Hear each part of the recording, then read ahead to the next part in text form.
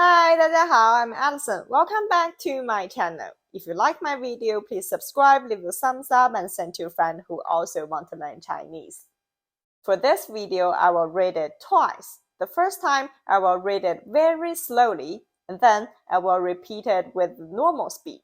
If you feel that you can understand everything in the first part, you can challenge yourself and listen to the fast version. And don't forget to check out the description below. There I have the material and the flashcard for this story. Are you ready for the listening practice?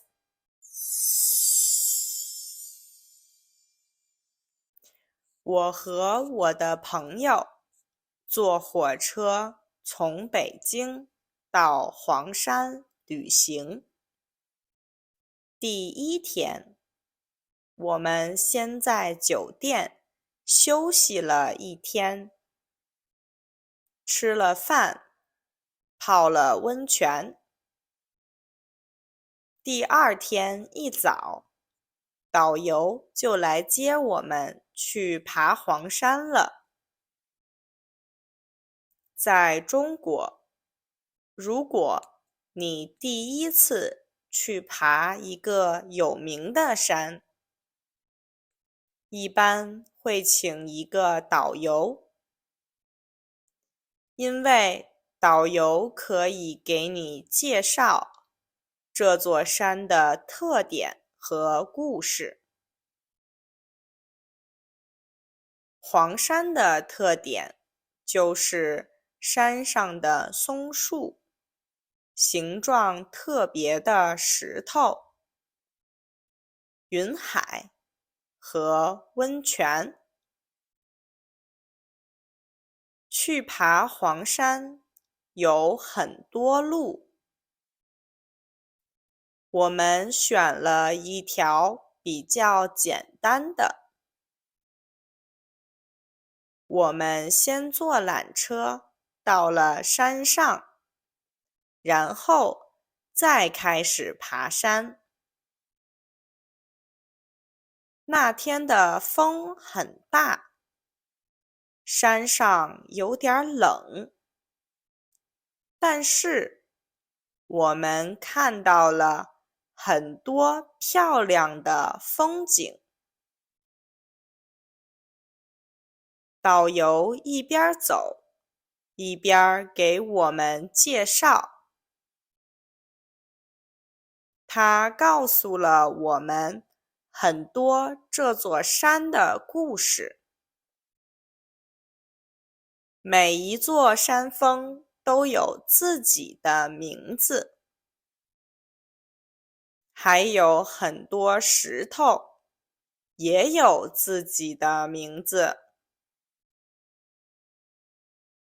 有的山峰有莲花的名字，因为它看起来像一朵莲花。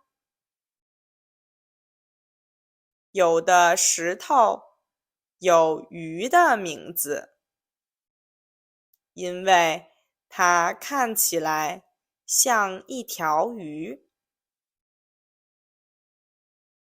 有的真的很像，有的我觉得不像，但是没关系。那天我们走了很多路，下山以后，我的腿有点疼，但是我们很开心，也拍了很多好看的照片。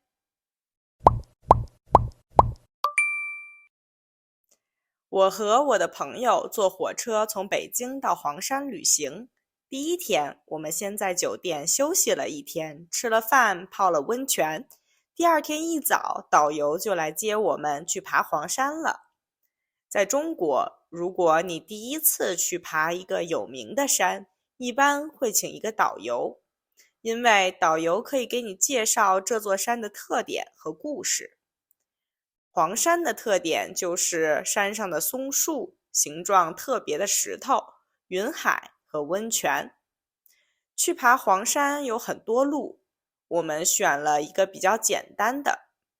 我们先坐缆车到了山上，然后再开始爬山。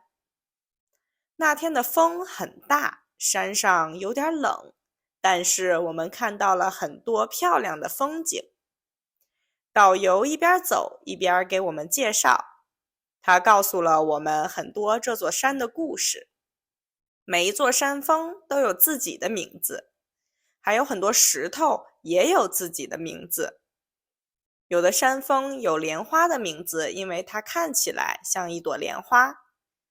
有的石头有鱼的名字，因为它看起来像一条鱼。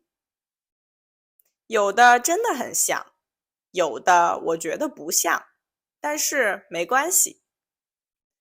那天我们走了很多路，下山以后我的腿有点疼，但是我们很开心，也拍了很多好看的照片。